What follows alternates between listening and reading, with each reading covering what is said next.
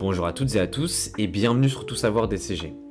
Aujourd'hui, je vais faire une vidéo consacrée à toutes les personnes qui souhaitent obtenir leur DCG. Cette vidéo elle va être consacrée à 100% à votre réussite, que vous soyez en première, deuxième ou troisième année de DCG.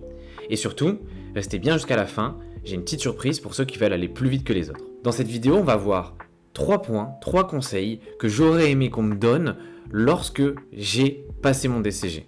Ces 3 points vont vous permettre d'éviter des erreurs, prendre des bonnes habitudes et tout cela va vous permettre à la fin d'obtenir votre DCG. Premièrement, les erreurs à éviter. Il faut comprendre que le DCG, c'est plus le lycée, c'est bien différent et donc il y a beaucoup d'habitudes qu'on pouvait se permettre au lycée qu'on ne peut plus se permettre en DCG. Premièrement, attendre les révisions de dernière minute. C'est plus possible, vous l'aurez très vite compris, la charge de travail n'est pas la même entre le lycée et le DCG et pour les matières où il faut apprendre, il faut prendre de l'avance. Mais attention, il faut tout de même répartir son travail, le DCG ce n'est pas un sprint, c'est un marathon. Le deuxième point, se contenter des cours du prof. C'est plus possible, le talent n'existe pas et à l'examen, ça va vous coûter cher si vous y allez sans avoir révisé. Le cours du prof, c'est très bien, mais un travail personnel est essentiel. Au lycée, on pouvait parler de 65% d'écoute, 70% d'écoute, 30% de travail à la maison. En DCG, c'est plus le cas, surtout quand il y a des matières où il faut apprendre par cœur de grandes quantités, notamment les matières de droit, et donc c'est important de travailler de son côté. Et enfin, le troisième point, moi j'y vais au talent. Ça n'existe pas en DCG, le talent est un terme abstrait. Le travail, c'est beaucoup plus stable, beaucoup plus sûr. Une UE ne peut être validée au talent. Un élève doit travailler tout au long de l'année, et donc c'est essentiel d'éviter ces 3 erreurs qui pouvaient encore être permises au lycée, mais qui ne le sont plus en DCG.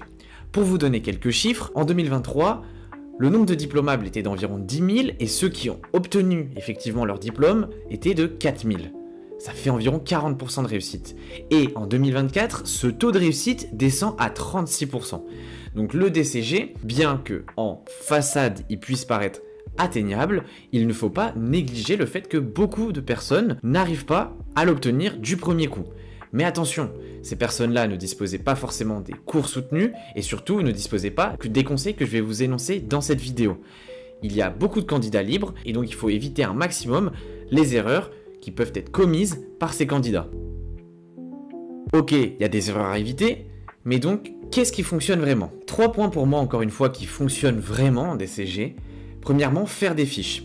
Alors, il y a beaucoup d'élèves qui n'aiment pas les fiches, beaucoup d'élèves qui trouvent ça inutile, chacun sa méthode de travail en effet. Néanmoins, faire des fiches, ça incite à travailler régulièrement.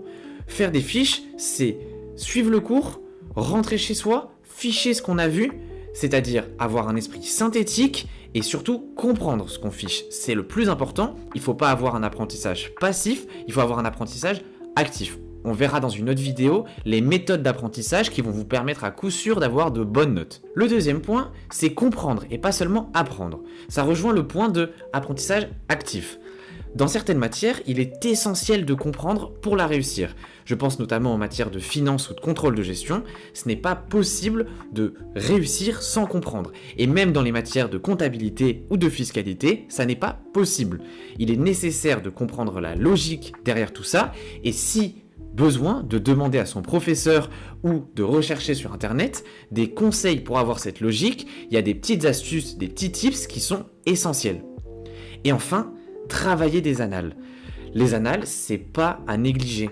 Il faut comprendre que à la fin, vous passez un examen, vous serez devant le même sujet que des milliers d'autres candidats chaque année, et donc il faut comprendre qu'il y a une certaine répétition dans les annales. Des critères sont très attendus et d'autres un peu moins. Il est essentiel de savoir cibler les notions les plus importantes. Attention, il ne faut pas faire d'impasse pour autant, mais il est nécessaire de s'entraîner sur des annales puisque c'est des exercices concrets et certaines fois, les livres vous proposent malheureusement des exercices un peu moins réalistes et donc ça vous met en confiance sur des points que vous n'avez pas forcément pleinement compris.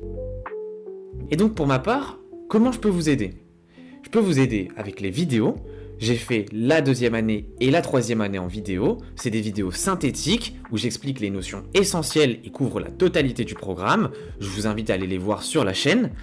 des fiches synthétiques également, à défaut de les faire ou par risque de se tromper, je vous propose des fiches synthétiques que je vous invite à retrouver en description.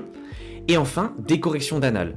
Forcément, les annales, c'est intéressant, mais il faut les comprendre. Il ne faut pas simplement lire la correction. Et donc c'est pour ça que je vous propose des vidéos de correction d'annales à également retrouver en description pour pouvoir comprendre la correction. Et je vais également vous donner quelques petites astuces pour avoir la logique dont je vous parle.